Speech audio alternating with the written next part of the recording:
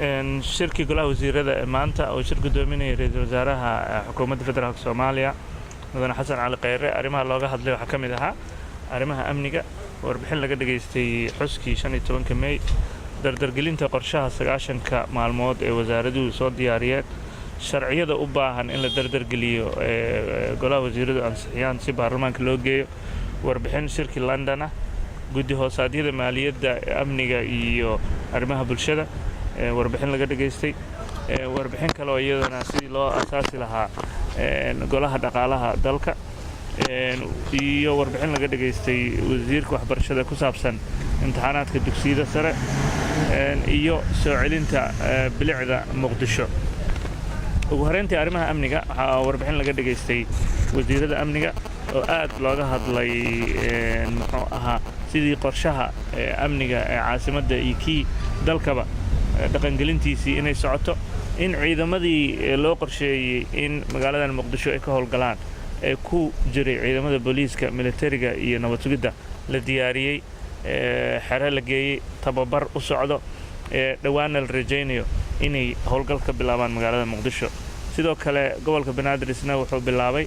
in baabuurta dhigata Maka Mukarrama jidka ah in muxuu ahaa talaabo laga qaado cidii ku xadgudubta sidoo kale hay'adaha amnigu in ay maalmihii la soo dhaafay laba gaari oo qarax ah muxuu ahaa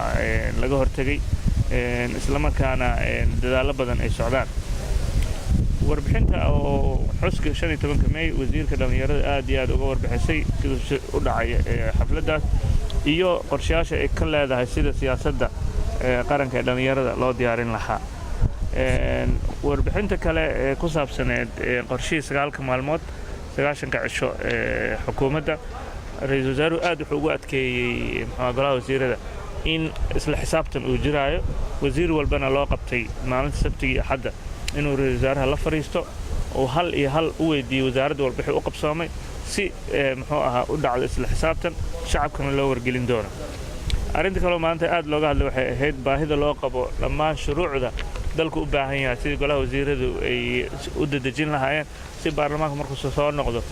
shuruucdaas loo horgeeni lahaa shuruucda dalku u baahan yahay oo muhiimka waxa kamid ah sharciga isgaarsiinta sharciga batroolka sharciga la dagaalanka argagixisada sharciga shaqaalaha rayidka sharciga tamarta sharciga waxbarashada guud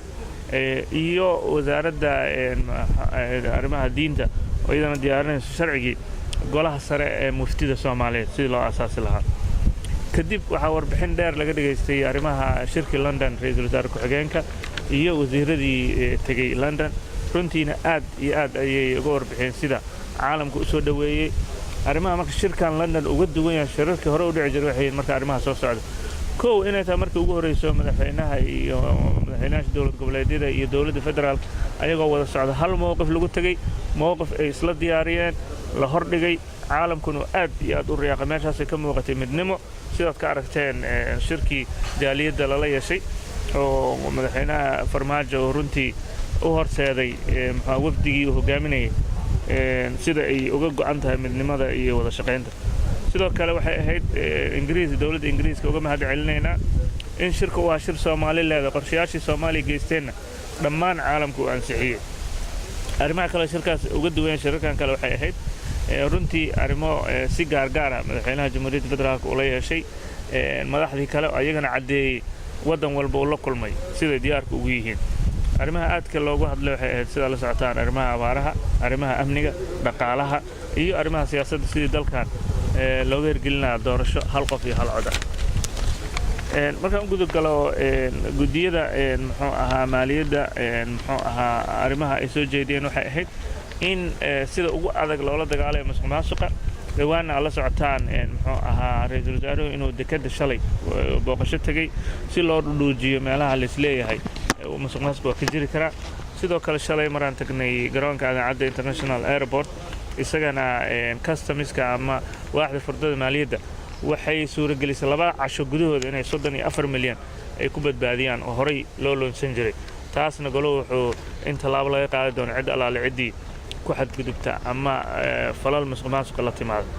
wasiirka waxbarashada ayaa waxa laga dhageystay imtixaanada shahaadada dugsiga sare oo dhawaan muxuu ahaa maalinta Sabtida ka bilaaban doona dalka warbaahintana waxaan aad uga codsanaynaa arrintan inay aad ula socdaan isla markaana ay tahay muxuu ahaa horumar dalku maalmo ku tallaabsanayo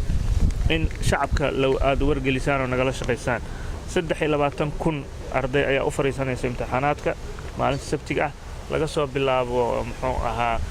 dowlad goboleedyada ay ka mid yihiin galmudug hirshabeelle gobolka banaadir koonfur galbeed iyo jubbaland inay fariisan doonaan 77 xarumood 23,000 oo arday ah marka waxay nooga baahan yihiin arrintaasna inaan aad uga wada shaqeyno ugu dambeyntii muxuu ahaa ra'iisul wasaare wuxuu aad maaragtay golaha wasiirada uga codsaday in soo celinta bilicda muqdisho ee aan ka qaadano door hormuud madaxweynaha iyo ra'iisul wasaaruhu ay ballan qaadeen in maalinta loo cilaamiyo in nadaafadda laga shaqeeyo inaan annagoo dhan tegi doono jidadka golaha wasiirada iyo madaxweynaha iyo ra'iisul wasaaraha aan u horseedi doono shacabka in nadaafaddu ay tahay wax qof walba laga rabo annagana aan dariiqyada muxuu ahaa qashinka ka qaadi doono arrimahaas ayay ahayn maanta golaha wasiirada aad iyo aad u mahadsantihiin